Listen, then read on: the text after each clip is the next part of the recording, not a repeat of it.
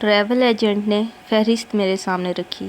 ساس، سسر، دونوں نندے، میرے شوہر، سب کے نام تھے، صرف میرا نام غائب تھا۔ کاغذ پر سیاہی سے لکھے وہ نام مجھے دیر تک گھورتے رہے، جیسے کوئی مذاق ہو۔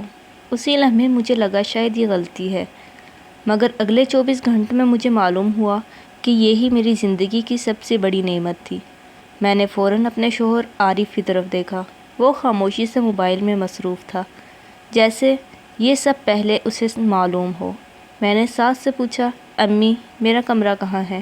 تو انہوں نے مسکراتے ہوئے کہا، بیٹا تم تو ویسے بھی سفر کی عادی نہیں، گھر سنبھالو، ہم 4 دن میں واپس آ جائیں گے۔ اتنی سادگی سے کہا گیا یہ جملہ کسی تماچے سے کم نہیں تھا۔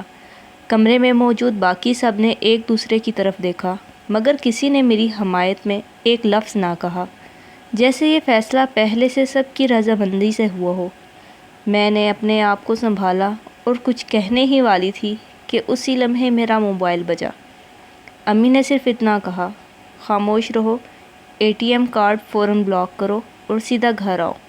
بعد میں معلوم ہوا کہ سسر مشترکہ اکاؤنٹ سے ایک مشکوک ٹریول ایجنٹ کو بڑی رقم دے چکے ہیں اور امی کو پہلے ہی اس پر شک تھا۔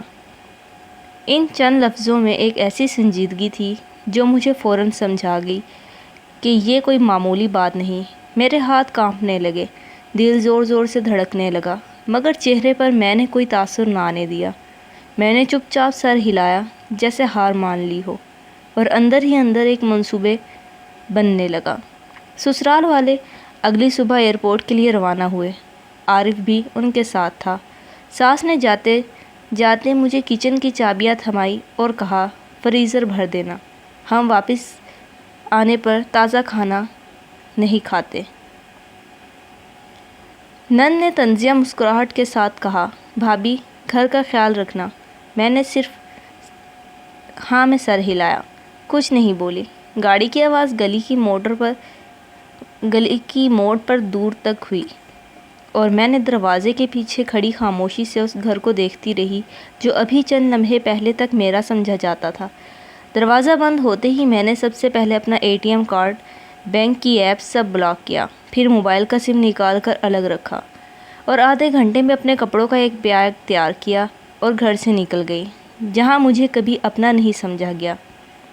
میکے پہنچی تو امی کے دروازے پر ہی گلے لگایا، مگر ان کی آنکھوں میں کوئی عام سی ہمدردی نہیں، بلکہ ایک عجیب سی تسلی تھی، جیسے وہ کسی بڑی جنگ جیتنے کی تیاری کر چکی ہوں۔ میں نے پوچھا، امی آپ کو کیسے پتہ چلا وہ لوگ مجھے چھوڑ کر جا رہے ہیں؟ تو انہوں نے صرف اتنا کہا، بیٹا صبر کرو، بس کل تک انتظار کرو، سب سامنے آ جائے گا۔ میں نے مزید کچھ پوچھنے کی کوشش کی، مگر وہ اٹھ کر کچن کی طرف چلی گئی۔ اس رات نیند نہیں آئی۔ چھت کو تکتے ہوئے میں بار بار سوچتی رہی، آخر امی کے پاس ایسی خبر ہے جو مجھ سے چھپائی جا رہی ہے۔ اگلی صبح سورج نکلتی ہی میری آنکھ موبائل کی مسلسل بجتی گھنٹیوں سے کھلی۔ اسکرین پر نظر پڑی تو دل دھک سے رہ گیا۔ میرے سسرال والوں کی تصویر ایک نیوز چینل کی بریکنگ نیوز میں تھی۔ دبئی ایئرپورٹ 5 مسافروں کو غیر قانونی دستاویز کے شبے میں روک لیا تھا اور ان 5 میں ساس، سسر، دونوں نندے اور عارف شامل تھے۔ خبر کے مطابق ٹریول ایجنٹ نے جعلی ویزا اسٹیمپ لگا کر انہیں بھیجا اور سب کو حراست میں لے کر واپس بھجوایا جا رہا ہے۔ کیمرہ بار بار ان کی گھبرائی ہوئی شکلوں پر رکتا اور نیچے چلتی خبر کی پٹی پر لکھا تھا، 5 رکنی خاندان جعلی دستاویز کے ساتھ گرفتار۔ میرے ہاتھ کانپنے لگے۔ میں نے فوراً عارف کو کال کی، مگر اس کا نمبر بند تھا۔ دل میں ایک ہی خیال گردش کر رہا تھا، اگر میرا نام بھی اس دستاویز میں ہوتا تو میں بھی آج حراستی مرکز میں ہوتی۔ میں سیدھی امی کے کمرے میں گئی۔ وہ چائے کا کپ ہاتھ میں لیے پرسکون بیٹھی، جیسے یہ سب پہلے سے جانتی ہو۔ میں نے پوچھا، امی یہ سب کیا ہے؟ آپ کو پہلے سے کیسے معلوم تھا؟ انہوں نے آہستہ سے بتایا کہ تمہارے سسر نے اس ٹریول ایجنٹ کے ذریعے سستے پیکج کے لیے ہمارے مشترکہ اکاؤنٹ سے رقم نکلوائی، اور یہ ایجنٹ پہلے بھی 2 خاندانوں کو دھوکہ دے چکا تھا، اور جب مجھے پتہ چلا کہ تمہارا نام فہرست سے نکال کر انہوں نے پیسے بچانے کے لیے تمہیں گھر پہ ہی رکنے کا فیصلہ کیا، تو مجھے سمجھ آ گیا کہ کچھ گڑبڑ ہونے والی ہے۔ مگر بیٹا ایک اور بات بھی ہے جو تمہیں جاننی چاہیے۔ میں نے فوراً پوچھا کیا بات امی؟ اب اور کیا رہ گیا ہے؟ انہوں نے بتایا دراصل تمہاری بڑی نند نے ہی سب سے پہلے یہ تجویز دی تھی کہ تمہارا نام فہرست سے نکال دیا جائے تاکہ اگلے پیسوں کی کمی ہو تو کم از کم گھر کی بہو کو نظر انداز کیا جائے، نہ کہ خاندان کی اپنی بیٹیوں کو۔ یہ سن کر میرے پیروں تلے زمین نکل گئی۔ میرا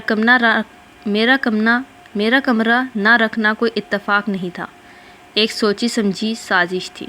کچھ دیر کے لیے مجھے الفاظ ہی نہ ملے، بس میں امی کے ہاتھ کو مضبوطی سے تھامے بیٹھی رہی، مگر امی کی دور اندیشی نے مجھے اس الجھن سے پہلے ہی نکال دیا۔ شام تک عارف کا فون آیا، آواز میں لرزش تھی۔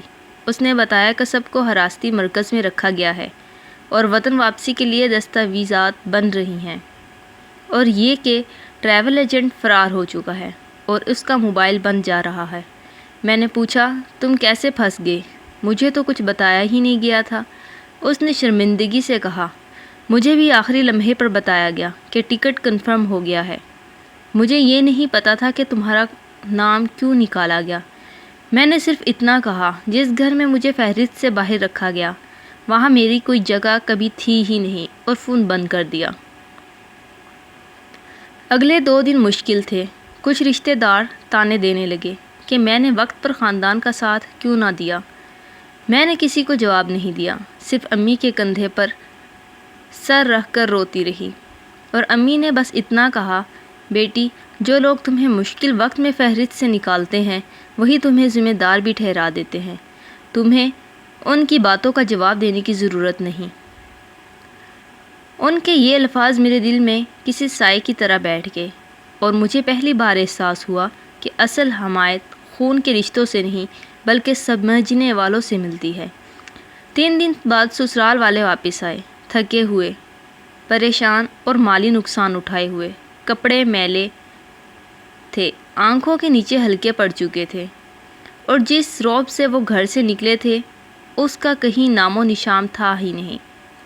پیکج کی پوری رقم ڈوب چکی تھی، اور اوپر سے قانونی جرمانہ الگ بھرنا پڑا۔ اسی شام ساس کا فون بھی آیا، اور کچھ دیر بعد عارف خود بھی میکے پہنچ گیا، معافی مانگنے، وعدے کرنے، سب کچھ ٹھیک کرنے کی یقین دہانی کے ساتھ۔ ساس نے فون پر کہا بیٹا واپس آ جاؤ، گھر تمہارے بغیر ادھورا لگتا ہے، اور میں نے نرمی سے مگر واضح لہجے میں جواب دیا امی جی گھر تو تب بھی ادھورا لگتا ہے جب میں اس رہنے والے کو اپنی جگہ کا احساس ہو۔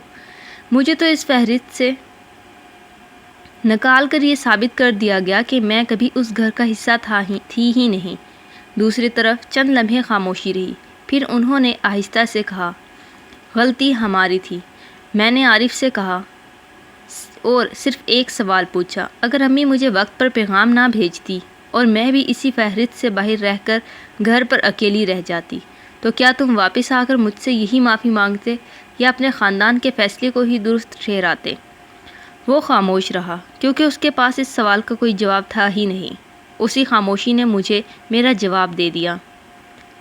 میں نے یہ بھی پوچھا کہ کیا وہ جانتا تھا کہ اس کی بہن نے یہ تجویز دی تھی، تو اس نے نظریں چرا لیں، جس سے مجھے صاف اندازہ ہو گیا کہ اسے سب پہلے ہی معلوم تھا۔ اس ایک لمحے نے ہمارے پورے رشتے کی حقیقت مجھ پر واضح کر دی۔ میں نے فیصلہ کیا کہ واپس اسی گھر جاؤں گی، مگر اپنی شرطوں پر۔ صرف 2 شرطیں، میری عزت اور گھر، ہر فیصلے میں میری رائے شامل ہو۔ عارف نے سب بات مان لی، اور ساس نے بھی۔ شاید اسی واقعے نے انہیں سکھایا کہ رشتے فہرستوں سے نہیں بلکہ عزت سے بنتے ہیں۔ جس دن میں دوبارہ اس گھر میں قدم رکھا، میرے لیے پہلی بار ایک الگ کمرہ تیار تھا، دروازے پر میرا نام لکھا ہوا۔ میں واپس گئی، مگر اس بار ایک بدلی ہوئی عورت بن کر، جسے اپنی قیمت معلوم ہو چکی تھی، اور جو اب خاموشی سے سب کچھ برداشت کرنے کو تیار نہیں تھی۔ آج جب میں پیچھے مڑ کر دیکھتی ہوں تو سمجھ آتا ہے کہ بعض اوقات زندگی ہمیں کسی فہرست سے باہر رکھ کر دراصل کسی بہت بڑے نقصان سے بچا رہی ہوتی ہے، بس ہمیں اس وقت سمجھ نہیں آتا۔ اور جو رشتہ سب سے پہلے ہمارا دل پڑھ لیتا ہے وہ سسرال نہیں بلکہ وہی ماں ہوتی ہے جو دور بیٹھ کر بھی سب جان لیتی ہے۔